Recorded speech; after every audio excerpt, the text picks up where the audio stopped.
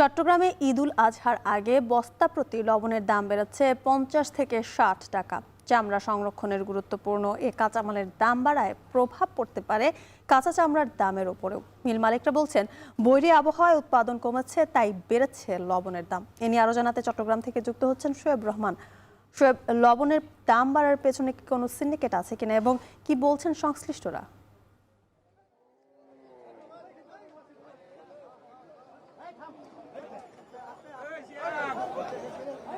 আসার আগ মুহূর্তেই কিন্তু লবণের দাম বেড়ে যায় এবং এই বছরও তার ব্যতিক্রম হয়নি। এবছর মিল মালিক যারা রয়েছেন তারা যে অজুহাতটি দিচ্ছেন, তারা বলছেন যে গেল মাসের শেষের দিক থেকে বর্তমান মাসের প্রায় প্রথম 5 দিন পর্যন্ত কিন্তু টানা বৃষ্টিপাত হয় এবং সেই ভারী বর্ষণের কারণে লবণ উৎপাদন ব্যাহত হয়েছে এবং সেই লবণ উৎপাদন ব্যাহত হওয়ার কারণেই কিন্তু মূলত দাম বেড়েছে বলে তারা দাবি করছেন। কিন্তু আমরা দেখতে পাচ্ছি যে লবণের যে ঘাটগুলো রয়েছে নগরীর কর্ণফুলী নদীর মাঝের ঘাটের কর্ণফুলী নদীর অংশে, সেখানে কিন্তু প্রতিনিয়ত মহেশখালী, কুতুবদিয়া, বাঁশখালী এসব অঞ্চল থেকে লবণ আসছে এবং সেই লবণ কিন্তু খালাসের কার্যক্রম দেখতে পাচ্ছেন।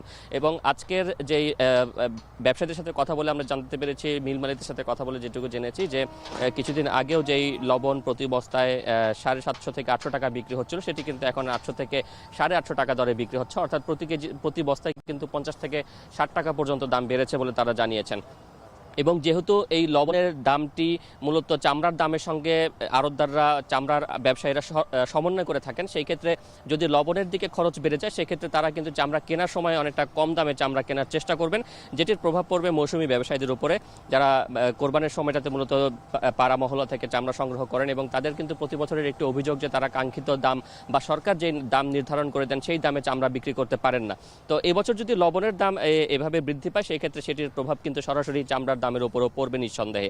অন্যদিকে সরকারের পক্ষ থেকে গত বছর থেকে বিনামূল্যে লবণ বিতরণের একটি কার্যক্রম হাতে নেওয়া হয়েছে এবং সেই কার্যক্রমের আওতায় কিন্তু মসজিদ, মাদ্রাসা, এতিমখানা সহ এ ধরনের যে প্রতিষ্ঠানগুলো রয়েছে, ধর্মীয় প্রতিষ্ঠানগুলো রয়েছে, সেই জায়গাগুলোতে কিন্তু লবণ সংরক্ষণের জন্য সরকারের পক্ষ থেকে বিনামূল্যে লবণ সরবরাহ করা হয়।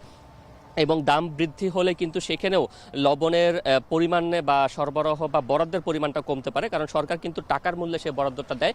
তাই দাম বাড়লে স্বাভাবিকভাবেই বরাদ্দকৃত দামে কিন্তু কম পরিমাণ লবণ মিলবে, সেখানেও কিন্তু একটি প্রভাব পড়তে পারে বলে ধারণা করা হচ্ছে।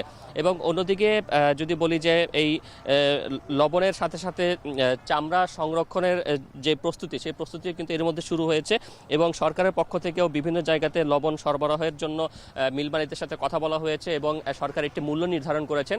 মিল মালিকরা সেই যে মূল্য নির্ধারণ করা হয়েছে সেই মূল্যতে তারা সন্তুষ্টি প্রকাশ করছেন এবং তারা বলছেন যে সেই দামে যদি লবণ সরবরাহ করা হয়, সেক্ষেত্রে মিল মালিকরাও কিছুটা লাভবান হবে। তবে সামগ্রিকভাবে যেহেতু দামটা বৃদ্ধি পাচ্ছে, সেই বাড়তি মূল্যের কারণে কিন্তু চামড়ার যে দাম, সেই দামে কিন্তু গিয়ে প্রভাব পড়বে। যুথিকা, চট্টগ্রামে বেড়েছে লবণের দাম, সে খবর জানাতে যুক্ত ছিলেন শোয়েব রহমান।